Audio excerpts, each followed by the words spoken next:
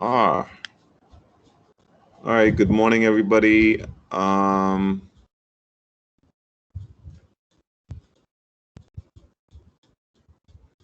right, so we're back with comprehension. All right, so I have some questions. You know, we always have to have our introductory questions, right? Who can remember what is comprehension? Who can define comprehension for me? What's the point of it? What's the point? Well, not what's the point of comprehension. Well, I mean, yes, what's the point of comprehension? But what's the point of measuring how well someone can comprehend?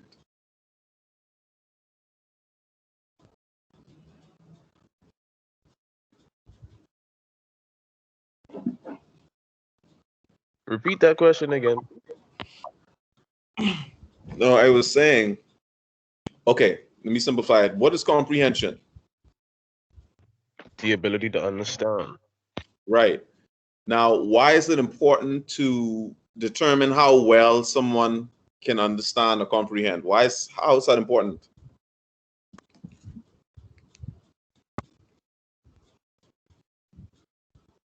Anybody?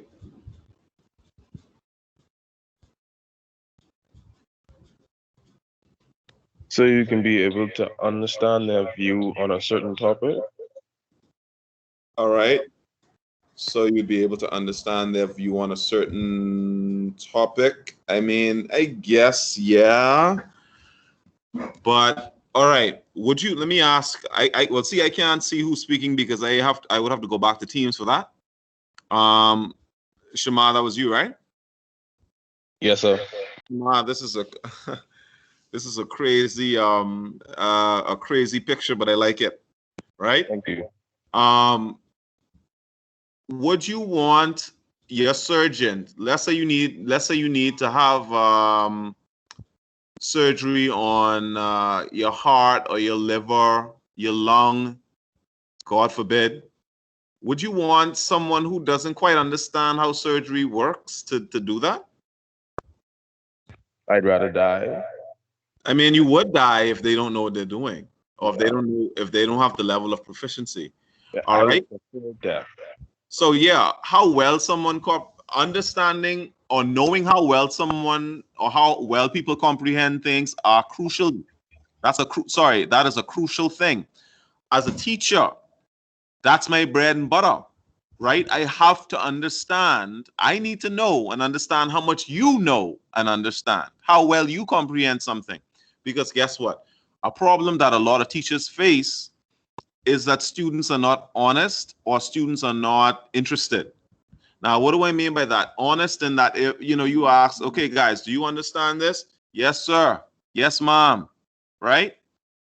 And when I say, oh, not interested, well, obviously, if you're uninterested, then you don't care whether or not you are breaking down, all right, or able to clearly understand what is being presented to you. All right. If you don't care about it, then it won't matter.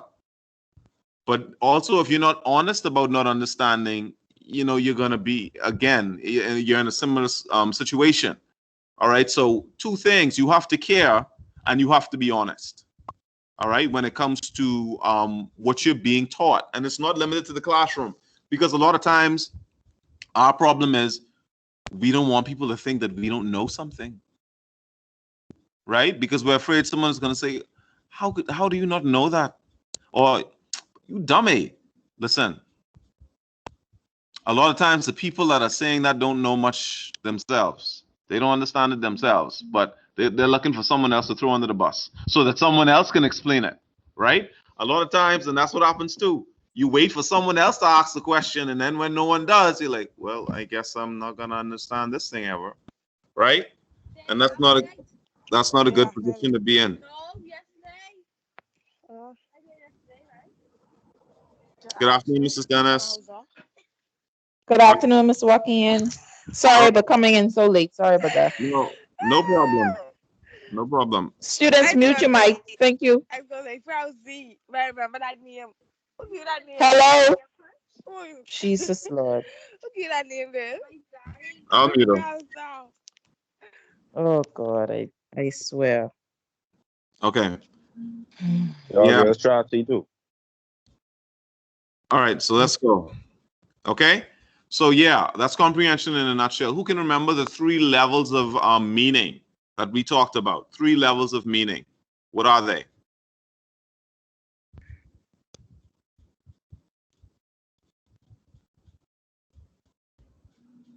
We said there's blank meaning, reading for blank meaning, reading for blank meaning, and reading for blank meaning. Now I gave you like three clues, three hints just now, so you all should know this like that.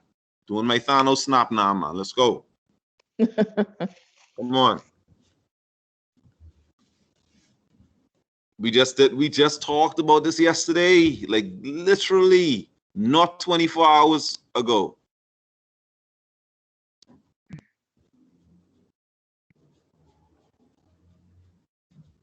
Let's go, grade 12. And I mean, guys, and this is just like this. Listen, I'm not like, if you get the answer wrong, I'm not gonna come to your house and have someone cut your fingers off, or break your kneecaps. Like, just try, right? Literal, yes. What else, guys? You can use the mics.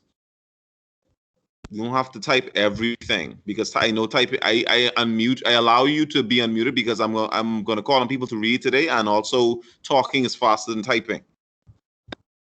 Figurative. All right, not figurative, not quite, but it is related to figurative. Like, it's beyond, because figurative is beyond literal for sure. So I guess I would, yeah. All right, literal.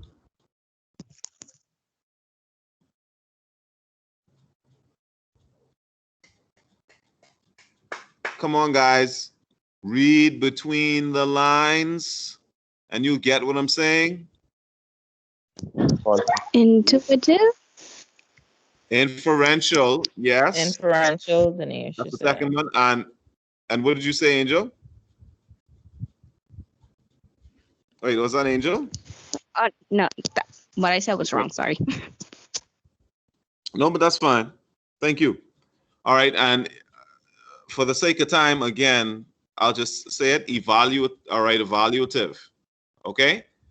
One is reading or meeting, looking at information at the surface.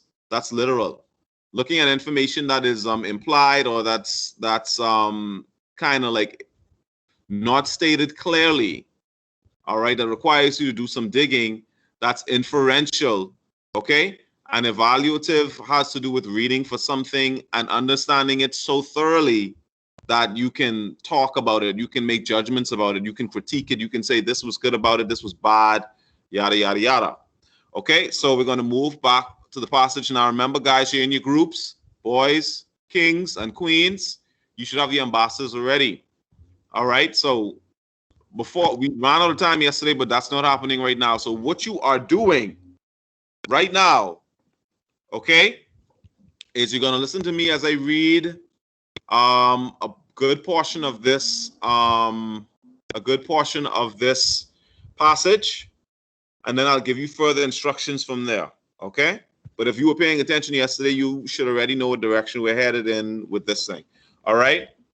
I'll start from the beginning. Read the following passage carefully before you attempt any questions. In it, the narrator, Evans Cotman, tells of meeting an Australian called Percy Cavill in Andros in the 1960s and their subsequent friendship. Now, this is actually incorrect. These events happened in, I think, the 1940s. The book Out Island Doctor was published in the 1960s, though. So this is actually a true account about this crazy dude from Australia who was also at the same time pretty gangster, right? He was hardcore. Mrs. Dennis, can you see?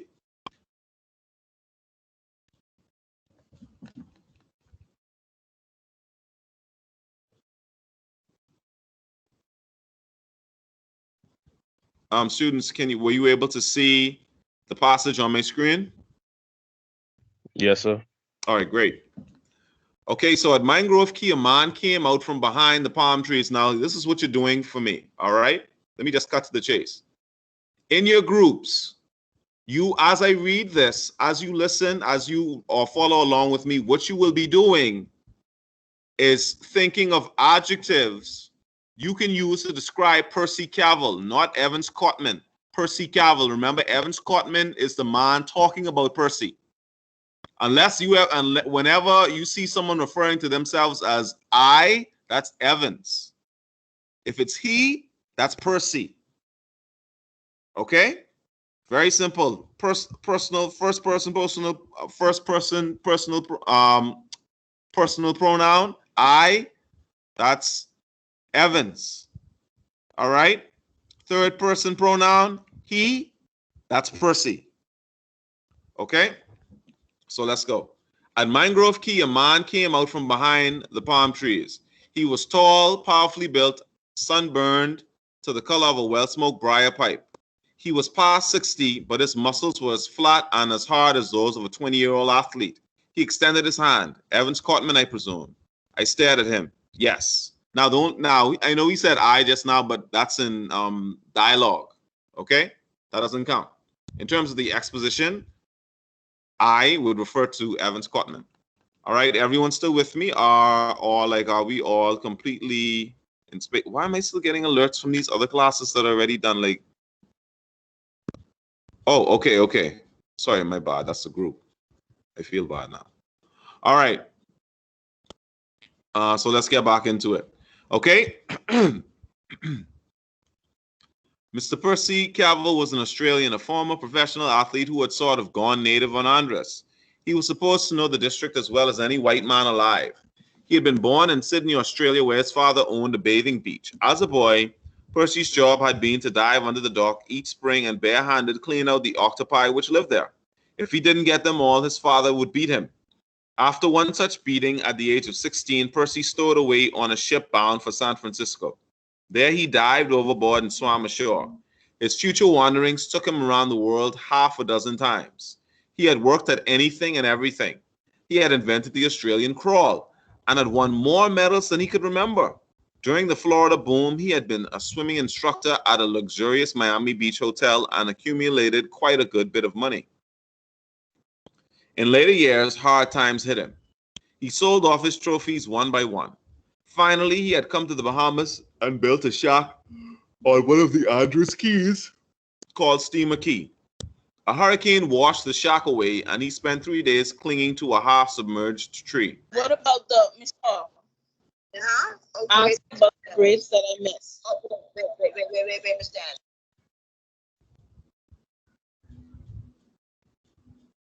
Someone having a stroke or an epileptic seizure? What's going on? I'm confused.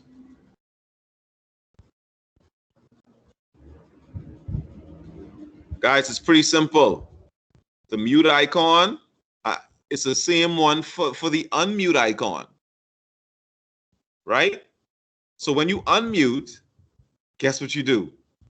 You mute again. Same button. Same icon, sorry.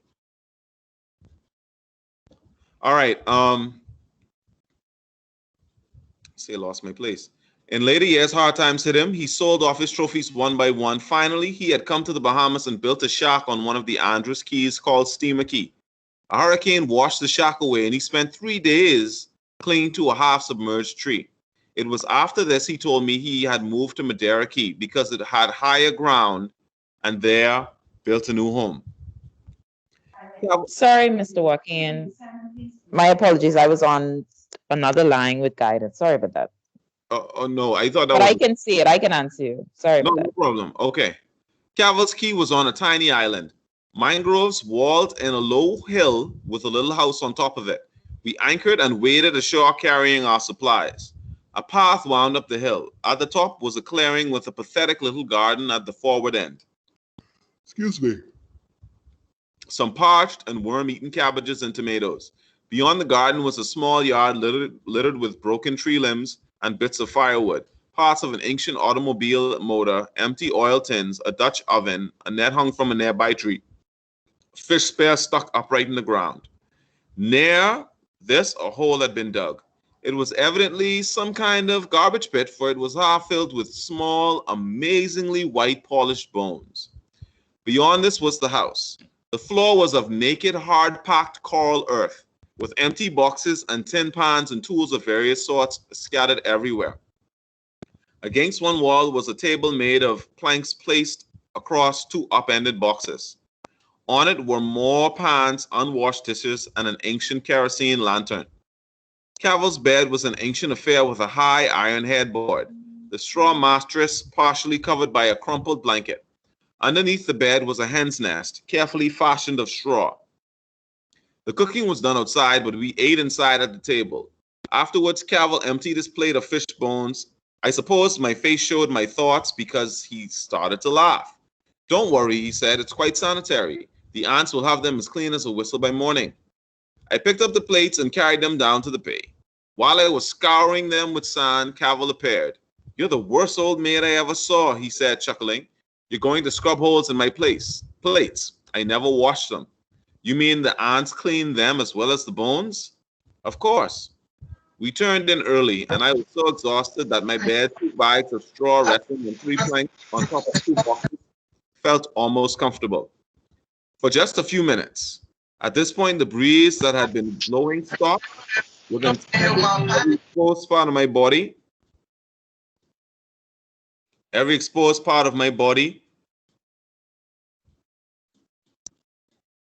was covered by something that felt like sparks. I began to slap violently and hit nothing. I thought of Cavill's aunts gnawing the bones on the floor. I thought of them cleaning the flesh from my bones the way he claimed they cleaned the plates. Sandflies, Cavill said in the darkness. We'll have them until the breeze starts again.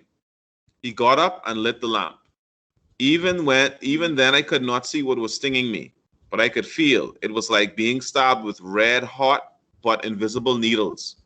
Meanwhile, Cavill was rounding up some odd scraps and building a small fire in a ware tin contraption on the floor. Then he smothered the fire with leaves until it gave off a dense, acrid smoke. The smoke got rid of the sandflies, but it burned my eyes, nose, and throat. I lay there, alternately strangling on the smoke and being burnt alive when it cleared. I wondered what I was doing here on an island I had never even heard of 12 hours before. Had I simply been fleeing the crummy corridors of Madison High? Did I actually enjoy being eaten by invisible insects? I arrived at no conclusion. As suddenly as it had ceased, the breeze sprang up again. The smoke cleared. The sandflies vanished. The night was delightfully cool, and I slept like a baby. Next morning, the ants had cleaned and polished the fish bones on the floor just as Cavill had said they would. We went for a swim. I had learned the Australian crawl back in the States, but Cavill was horrified with my execution. He was giving me instruction when a creature about 3 feet long came swimming past. Shark, Cavill said. At this point, I put the swimming lesson into violent practice and hit the beach so fast I almost skidded up it. When I looked back, Cavill was standing just where he had been, shaking with laughter. You ought to be giving me lessons, he shouted. I never saw anybody could swim 50 yards without touching the water with anything but their fingertips. The shark? I asked. It was a baby. It was more afraid than you were. He began to laugh. No, he said, I don't think it could have been. With the end of summer, I went back to Madison to a long, cold winter and to writing letters to Mr. Percy Cavill. In June, Cavill met me in Nassau, and though I didn't feel very well, myself, since I had eaten something that gave me ptomaine poisoning, I was shocked to see the change in him. He was gaunt. The huge frame was still there, but his flesh was sunken. We sat on a park bench in Rotten Square, and he told me, making a joke of it, what had happened. Several weeks before, he had been awakened by a rustling sound in the leaves of his thatched roof. Looking up, he saw by the moonlight, which, like the rain on many other occasions, entered his home far too freely.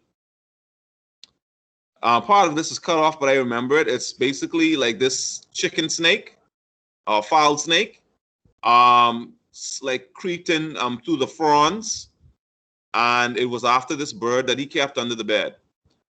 This one was after an egret Cavill had tamed and which slept on one of his rafters. Before Cavill could intercept, the snake grabbed the bird and threw a coil of its body around it. At almost the same time, Cavill grabbed the snake with his left hand, just back of its head, and immediately just back of its head. Mrs. Dennis, or could someone take over the reading for me, please? Hello? Mm-hmm.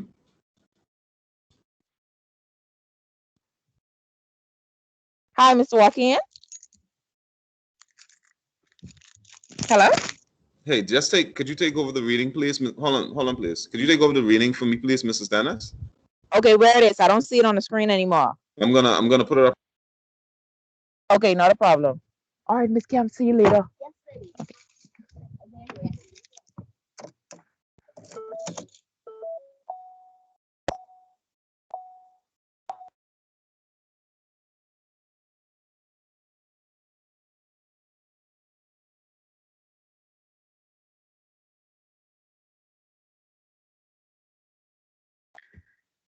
Students, where did Mr. Walking stop?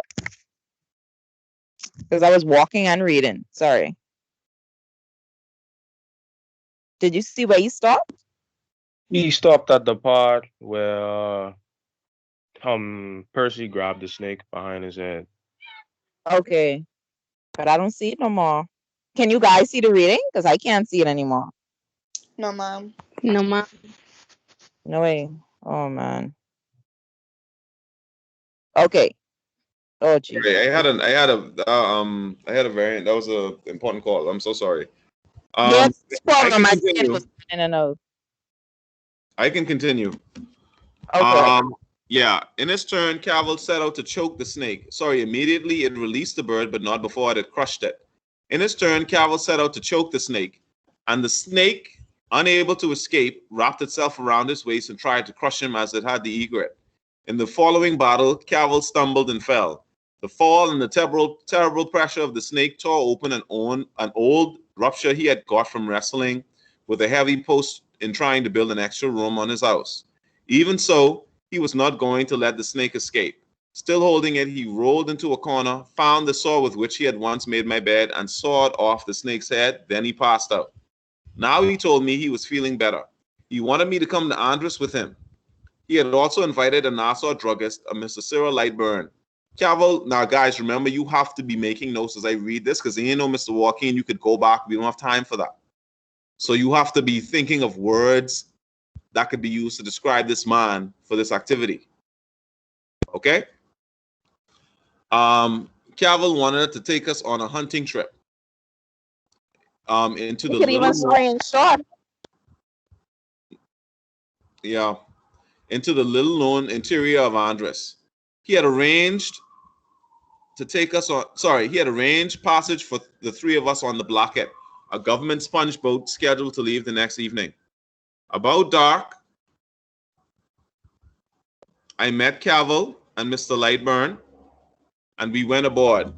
I slept soundly until next morning when I awoke to find Cavill leaning over me, grinning. "I've got something to show you," he said, and held up a flying fish. I don't sleep well, so I was on deck about 4 this morning, and I saw a school of them fly out from under the bow. I jumped overboard and caught this one. This man was crazy. Then I grabbed the dinghy we are towing as it passed and climbed back aboard. The Blockhead stopped off at Cavill's place about 10 a.m., and we were rowed ashore. Since his snake episode, Cavill had employed a man named Ed to stay with him, and that afternoon the four of us went fishing. It was after dark when we got back to the house. Cavill lighted the lamp, then cleaned and salted the barracuda. He had repaired the motor for which I had sent him the part, but it was still in the middle of the cottage floor. Next morning, he decided to put it on the boat. Being the kind of man he was, he said nothing to anybody, but bent over and picked up the motor. He took 3 steps and fell face down in a dead faint. Lightburn and I picked him up and put him on his bed. In a few minutes, an ashen-faced Cavill opened his eyes. "Sorry," he said, his voice barely audible. "We're going to have to cancel the hunting trip. You two had best get to Mangrove Key and find a chance back to Nassau." It became apparent that he wanted to be left alone and was not going to rest until he was. So Lightburn and I gathered the few things we had brought and prepared for the trip to Mangrove Key. Cavill accompanied us a part of the way. Lightburn and I got in the boat with Cavil and we towed the other holding Ed and the luggage. There was almost no conversation. Off the point of the key, he lowered his sail and Ed came alongside. Lightburn and I got into his boat. Cavil hoisted his sail. The boat swung away. He waved a single gesture of his arm, then did not look toward us again. We reached Mangrove Key before dark. There we found a sloop about to leave for Nassau. It was a filthy boat alive with cockroaches. The cabin stank, and I began to get seasick. When I went on deck, the sea was choppy. The spray came in sheets, but that was better than the cabin, so I spent the night on deck. With daylight, we ran into a dead calm. The sail hung limp against the mast, and the sun was broiling. Finally, about dark, a wind came up, and by midnight, we reached Nassau. There, I got a cable from my aunt. My mother was seriously ill, and I was wanted at home. I canceled the rest of my vacation and went back to Indiana. In November, I had a letter from Mr. Lightburn in Nassau. Percy Cavil had died. When I added up the hours I had spent with him, I was amazed to realize they totaled no more than a week. Yet to me, he had been a kind of symbol. He had represented some of the romance and adventure I dreamed about. But far more than that, he had been a friend. From Out Island Doctor by Evans Cotman. All right, guys, so that is it. I'm stopping. I'm not sharing my screen anymore. All right, so I hope those brains have been buzzing, buzzing, buzzing, buzzing. Okay, so what I will do, though, is I'm going to share this question with you guys. All right? And yes, this passage is one of my favorites from 2010. How did I get all the way down here? That is not good at all. All right, not cool, not cool. All right,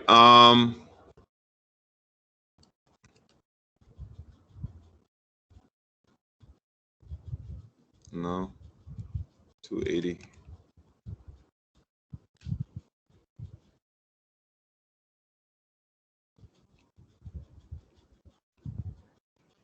Oh, yeah, that was a mistake I made there. All right, so what I want you guys to do, listen carefully now, or what you should have been doing, is you are coming up with adjectives. Right now, all I want are words that describe different aspects of Percy's personality based on what I was reading. All right? And you're doing that. You're not alone. Okay? That's why you're in your groups. All right?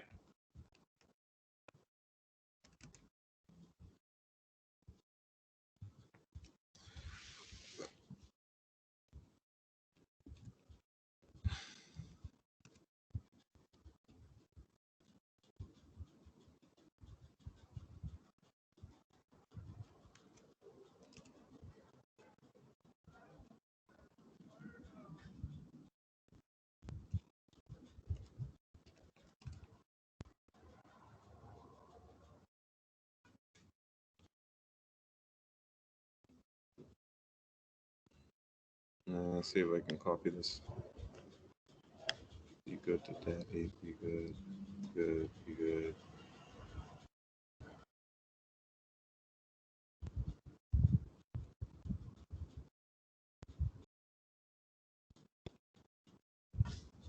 All right. Now, guys, what I'm putting in the chat, in the main chat, this is the actual question, directed writing question that we talked about. All right. And this is how it appeared in the booklet, right? Imagine you are Evans Cotman. Write the words of a speech you gave in tribute to Cavil after his death. After his death. Be sure to include details about Cavil's background and discuss at length different aspects of his personality, telling how these character traits were revealed in his personal life. Your speech should be no more than 400 words. Okay? Now I'm not asking you to write this thing. So don't panic. Okay? But what I am asking you to do is, just consider what I've put here. All right? So I'm going to give you guys another 3 minutes to work. So at 11:50, Ladies and gentlemen, kings and queens, you will be sharing. You will be sharing. Also, you can check out the Google Classroom because I will also be uploading the assignment, the essay assignment, essay writing assignment that you all have been waiting for with bated breath, right? I know you couldn't wait. All right, so you know an old saying, there's a saying that goes, "Give the people what they want."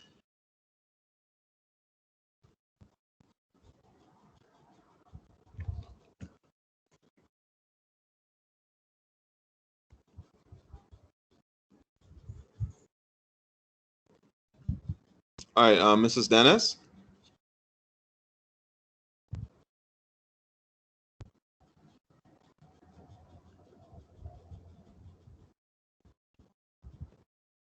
Mrs. Dennis. Hey, Mr. Joaquin, I'm right here. Okay, I'm sending you guys the what you will need for the assignment. Okay, perfect. You mean just the one where they have to actually write they're answering the topic? That? Yeah, Or just right yeah, now? yeah, no, yeah, that one, that same one. I'm sending them to you Oh, in Teams. Yeah, okay, perfect. That's why I can put it on my Google Classroom. yeah, yes. Oh, like Okay, why thanks didn't so they much. go through? Strange. It didn't send?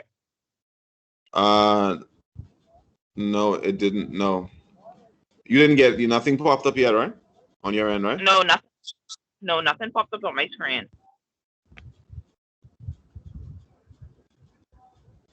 Okay, there we go. They're loading up now. I don't know what happened the first time. Okay. They may not be in order when you get them, so just you'd have to. I mean, but our children can count, so Yeah, not a they, they, problem. they should be good. They should be good. Yeah. Okay then.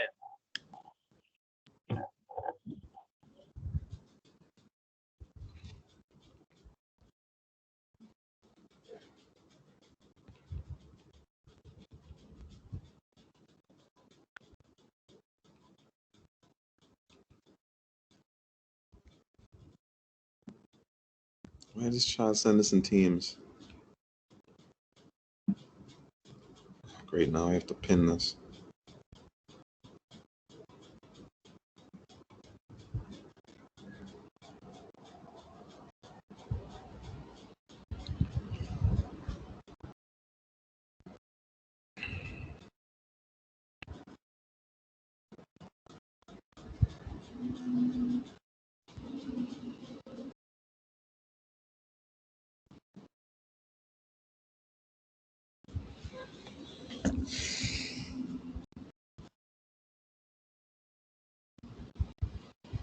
No, the speech. You're not writing a speech, guys. You're not writing a speech. I mean, I literally said you're not doing that. I just wanted the traits, and now time is up. You have to share the traits. The ambassador has to share the traits that you guys came up with, and the ambassador also has to give evidence as to why those traits were chosen. Is everything clear? Everyone get that? I see the boys were discussing. I don't know what the girls are doing. All right. So, did everyone The get? girls are well on their way. They're discussing. Okay. It's 11:51, and remember I said 11:50. All right. Remember that time is a major factor here. Okay. Mrs. Dennis, did you get them?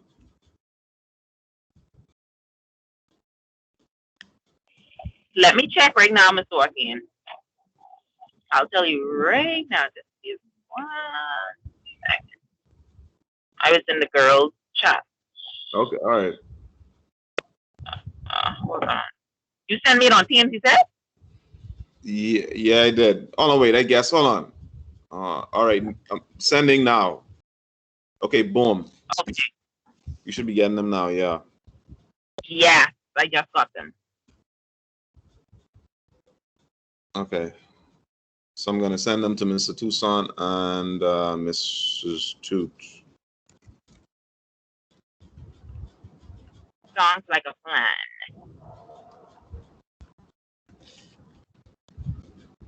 All right, guys, come on, man. Who's gonna rock the mic? Let's go.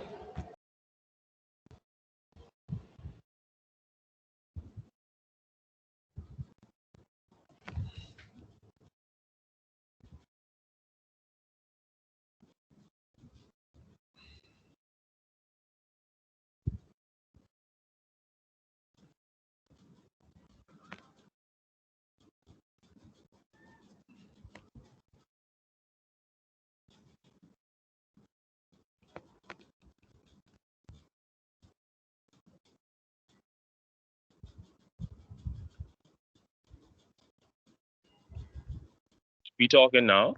Good Yeah. morning. Yes, you're speaking now. Yes. Do I go? Go Yes. ahead. Yes, you may. Okay. Most of the adjectives we have for Percy are basically the same. We have brave, courageous, adventurous. I have this mainly for the boy. So we have it's the next one. He was creative, mainly Mm. because he built his own house he built his own house basically out of nothing. Um, for courageous, I mean, if you could wrestle a whole snake, and yeah, you courageous. Me personally, I think he was crazy because he jumped off a boat just to catch a fish, not even knowing if he was coming back. So another adjective would be that he was fearless. I don't Mm. I don't have a specific word for this description, but he didn't want people to worry about him. He knew that um he was injured. Like if the injury was what's the word, malignant? I Man, think. you know what it is, man. Yeah. You know the thing that women call themselves. He says, "I don't need no man because I'm Independent. boom." All this your mom speaking? Yeah, that's Yeah. Shamar. Good job, Shema. Excellent guy, boys. Boys, yeah, man, boys. You did a good job. Very good. Uh, So, all right, you guys had any more? Are you done, Shamar? Did I say fearless already? Yeah, you did. Okay. did. Now let me hear my beautiful queens. I know they're gonna do it as always, you know. Okay. Okay. So what we discussed in our group is that the Australian man, is very adventurous. He traveled to Australia, San Francisco, Florida, Bahamas. He is also he is also innovative, as he invented the Australian crawl. Mm. Um, he is valiant. He um he wrestled a chicken snake. He grabbed fish at 4 a.m. Deborah, would you Uh, would you be afraid of a snake like that? Would you let the snake kill the bird? yes, sir. Okay, wow. I wasn't. I not wrestle no snake. He was also independent because when hard times hit, he gave out his trophies to support himself. Um, Mm. sailed at 16. That's fearless. Cleaning out octopi. That's fearless. He built a shack, spending 3 days clinging to a tree. He is tough. Um, he is also talented by building a shack, and his bed out of 2 bags of straw and 3 planks. He is experienced because he knew what to do when sandflies came around with the acrid smoke, um, as well as um, like the boys was saying, he doesn't want people to see him hurting. When he was in pain, he laughed it off, and there was silence. He didn't want to speak about his emotions or whatever it was he was going Mm. through. So yes, Okay, that great. Didn't he also didn't you couldn't you also say that he was humorous, so he had a sense of humor? Because neither of you, the boys nor the girls, mentioned that. Remember when the shark thing? He laughed, right? He seemed to be laughing a lot until he died. But yeah. So guys, I put the attendance link in there, and I must say, bravo, good job, good job. Okay. Excellent responses, and I am so glad that I caught them and recording this. Okay, so thank you, boys. Thank you, girls. Thank you, kings. Thank you, queens. All right. But yes, you did an excellent job, and all of what you did required you to make what?